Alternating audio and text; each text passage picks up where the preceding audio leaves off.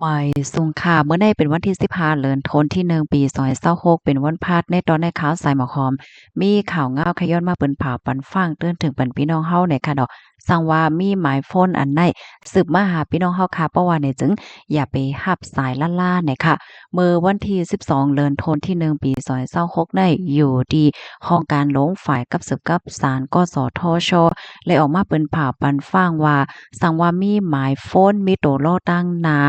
697 698และ66สืบมาประวัติเนี่ยจึงแหน่สังว่าพี่น้องเฮาค่ะมีลวงตาเดกับสืบติดต่อและมีญาติพี่น้องอยู่ไว้ที่นอกวันนอกเมืองประวัติเนี่ยจึงให้พี่น้องค่ะตัดสายเป็ดกำเหลียวอย่าไปรับนะคะเนาะลอกแปดเวอร์เขานั่นก็หลีนะคะเอาเปิดตาเตเฮกังหนังหือพี่น้องเฮาค่ะที่ถุงยาหยอกเหรียญนั่นย้อนก็เพราะว่าเมื่อกะก่อนป้นมาในตั้งฝ่ายภูมิพลพรเขาเลยรับเติงลาตีก้นวันก้นเมืองว่ามีกวนยาเหรียญเหย้าตั้งนำเฮ็ดจังได๋คะอ้อเนาะ ไมโฟนที่อันมีโตโลค่ะเนาะอำนั้นก็ที่ห้องว่าอาปองค่ะเนาะตั้งไทยได้ก็ว่า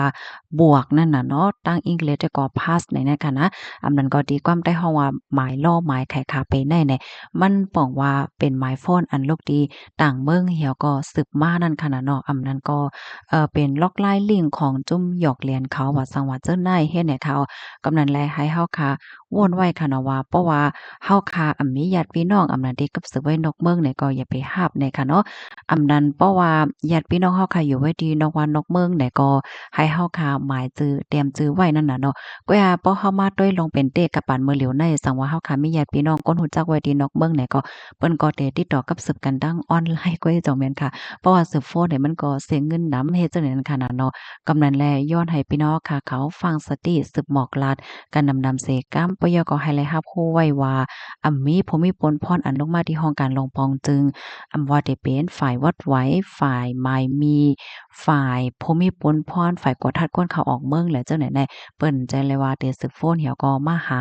พี่น้องเฮาค่ะเขากำซื้ออันนี้ให้เลยรับรู้ไว้เนี่ยเขาก็เพราะว่าจุ่มหยอกเลียนเขาในเพราะว่าเขาสืบมาเนี่ยเขาก็ได้รัดว่าลูกมาที่ห้องการอันนั้นอันใดเป็นเจ้าหน้าที่ฝ่ายนั้นฝ่ายนี้เนี่ยเฮ็ดให้เปิ้นตกใจและเปิ้นโกเฮ็ดให้ค่ะเนาะข้อมูลตอนแรกค่ะเนี่ยก็เลยปุยมาที่ห้องการข่าว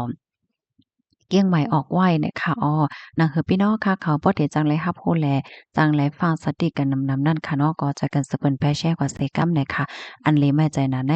บางจื้อที่อันมีไว้ป้าแอปพลิเคชันที่ในโฟนอันว่านั่นยาวเนี่ยค่ะอ้อค่ะย้อนในกูก็อยู่หลีรอดเพศกันค่ะอ้อไม่ทรงค่ะ